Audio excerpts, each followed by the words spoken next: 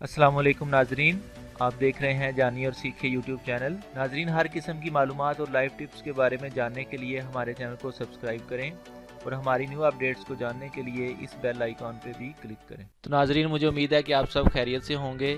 आज मैं आपके लिए एक ऐसी वीडियो लेकर आया हूँ जिसमें मैं आपको बताऊँगा कि आप किस तरह कम उम्र नज़र आ सकते हैं। जैसा कि आप जानते हैं कि हर इंसान की हमेशा से ख्वाहिश रही है कि वो हमेशा जवान रहे, लेकिन वक्त गुजरने के साथ साथ उम्र ढलती है और बुढ़ापा अपनी जगह बना लेता है।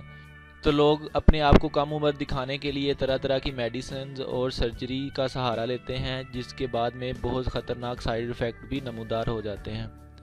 तो नाज़रीन, हम आपको हमेशा जवान रहने के लिए कोई आबे हयात तो नहीं बता सकते, लेकिन एक ऐसा नुस्खा ज़रूर बता सकते हैं जिसे इस्तेमाल करके आप अपनी उम्र से 10 साल कम नज़र आएंगे।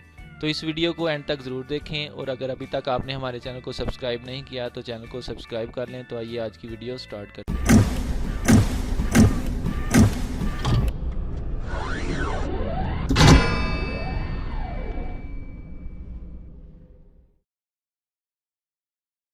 नाजरीन, आज मैं आपके लिए जो नुस्खा लेकर आया हूँ, ये नुस्खा बहुत मुफीद और सस्ता है।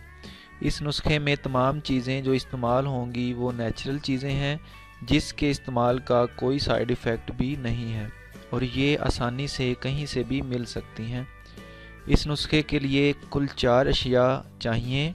नंबर 1, 1 अदद केला। नंबर 2, 3 चम्मच जौ का दलिया जो कि दही में मिला हुआ हो। नंबर 3, 1 चम्मच शहद। नंबर 4, 1 अंडा। तो नाजरीन, अब मैं आपको इस नुस्खा को बनाने का तरीका बताता हूँ, जो कि इंतहाई आसान है। पहले केले को अंडे, शहद और दीगर अज़ा में डालकर अच्छी तरह मिक्स कर लें और इस मवाद को अपने चेहरे पर 15 मिनट तक लगा रहने दें। याद रहे कि इस मवाद को लगाने से कबल चेहरे को अच्छी तरह धो लें ताकि तमाम जरासीम और मिट्टी साफ़ हो जाए।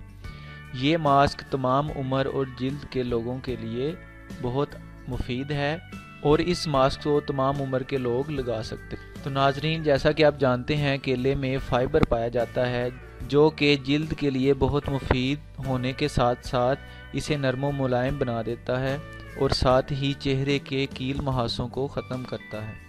शहद की वजह से हमारी जिल्द में पानी की कमी ख़त्म होती है, जबकि जौ और दही के मिलाप से लैक्टिक एसिड बनता है जो कि जिल्द को ताज़ा कर देता है। तो नाजरीन, मुझे उम्मीद है कि आपको मेरी ये वीडियो पसंद आई होगी। इस वीडियो को लाइक और शेयर करना मत भूलिएगा। शुक्रिया।